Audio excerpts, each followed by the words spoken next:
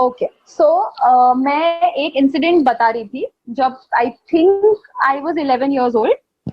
अभी मुझे उम्र सही से याद नहीं है कितने साल की थी मैं, but a few relatives were visiting us in Lonavala and हम लोग सब गुरुगांव गए थे गुरुजी के दर्शन करने.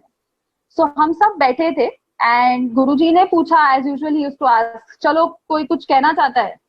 सो किसी ने अपना सवाल पूछ लिया, किसी ने उन्हें जो प्रॉब्लम थी वो बता दी. And then I asked him one question. I said, Guruji, I think it is important to love yourself. But then what is the difference between loving yourself and having an ego? So he looked at me for like a minute or so.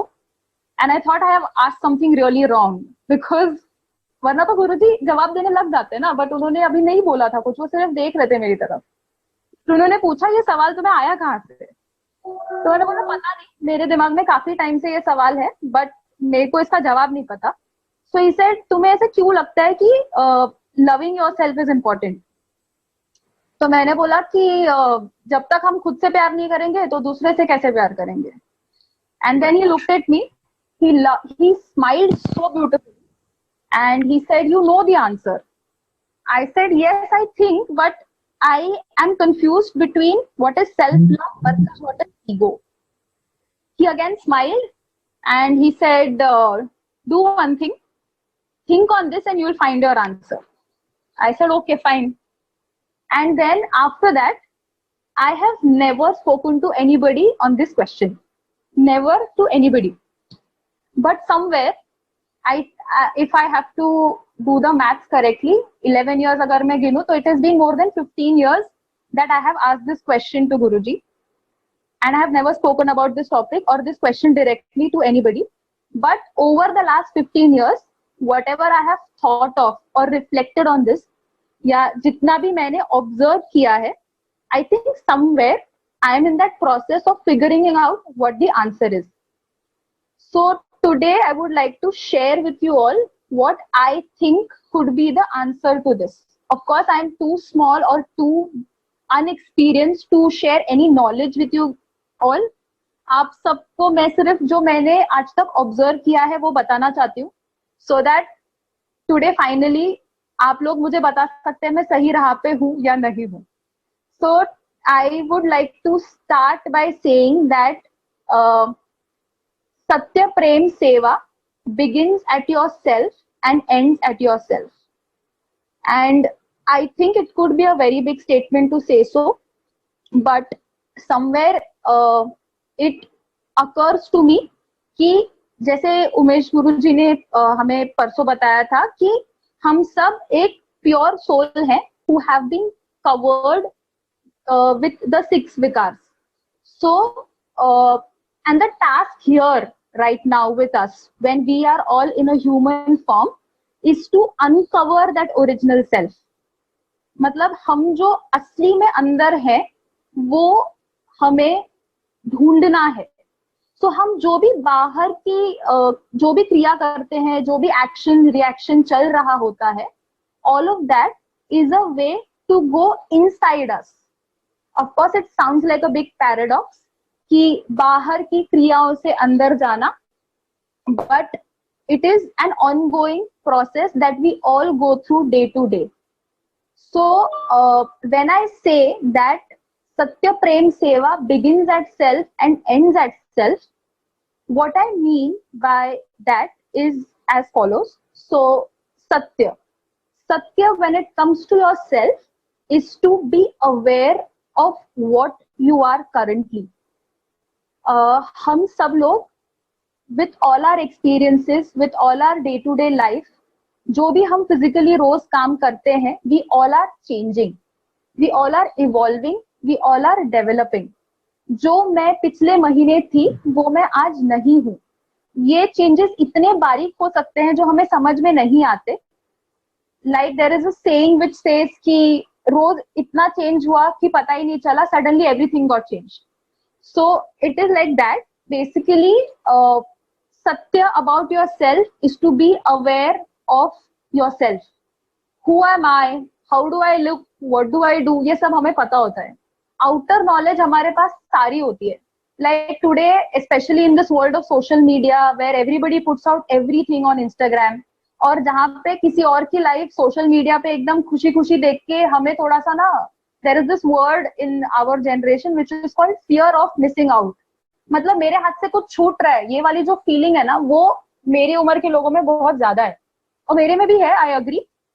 But whenever I start feeling that okay fine, I'm getting jealous of somebody's Instagram post, या तो मुझे बहुत खुशी हो रही है, या मुझे बहुत जलन हो रही है, या मुझे बहुत सैडनेस फील हो रही है, ये सारी जो फीलिंग्स हम फील करते हैं ना, इसके बारे में अवेयर होना is to know the satya about your self.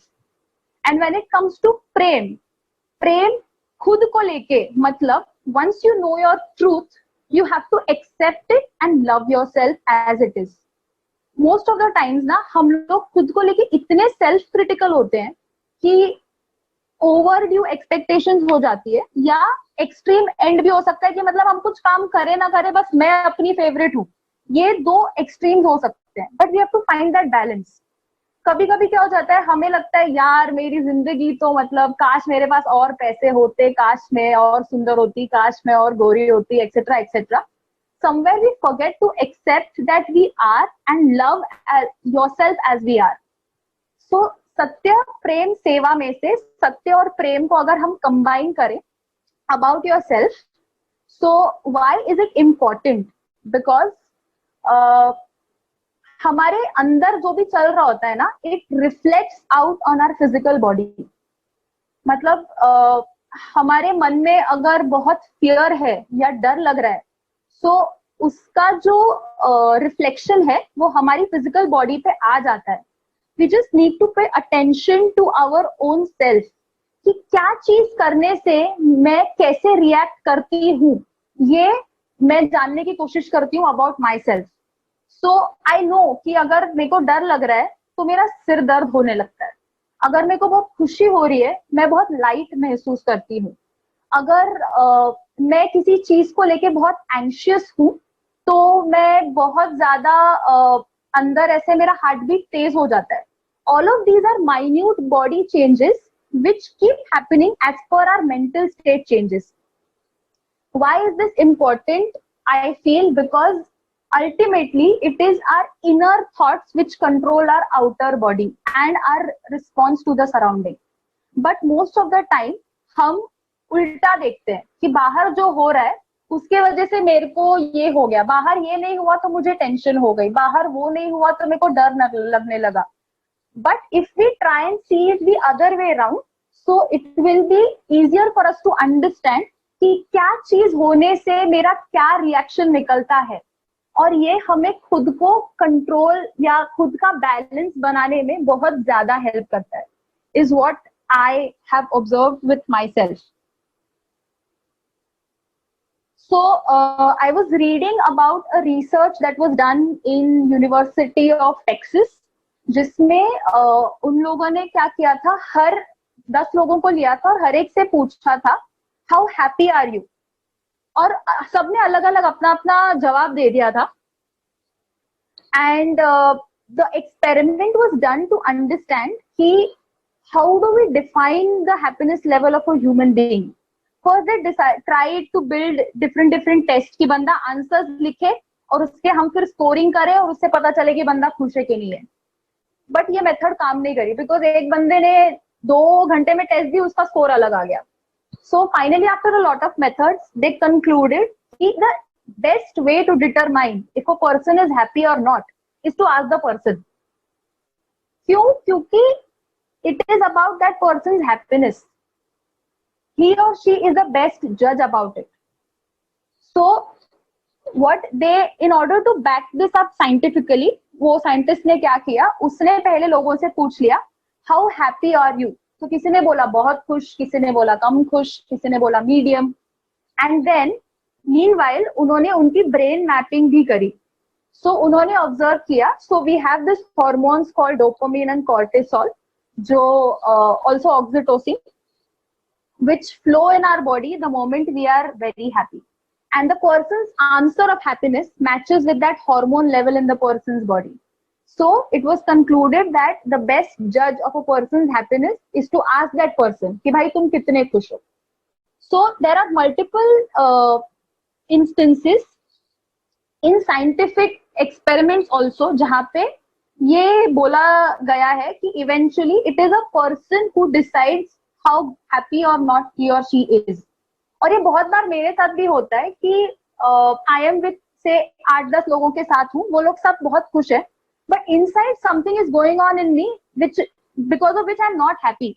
But there is this pressure that मैं एक ग्रुप में हूँ, ये लोग सब खुश है, मुझे खुश होना पड़ेगा. So on the outside I am very happy, मेरे चेहरे पे बेस्ट स्माइल है मेरी, बट अंदर I know I am not happy.